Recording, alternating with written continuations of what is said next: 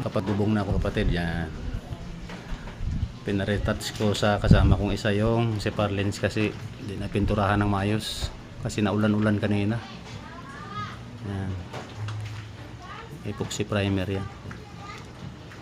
Ayun, labas okay na rin. Naikabit mo na yung gutter. Ayan, diretso sa dulo. Ayan. Kabilaan.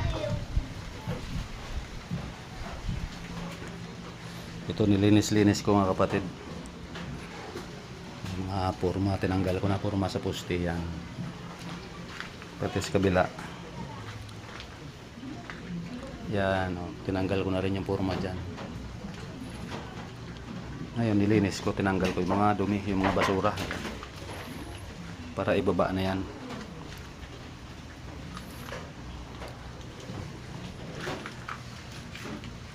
Hindi pa tapos yan, yun na lang ang bubungan ko doon. Kailangan buhusan ko muna yung dalawang poste kabilaan niya. Para pag nabuhusan ko yan, sintadahan ko naman yon, yung OP na yon. Isirado ko yan. Bye bye, good afternoon.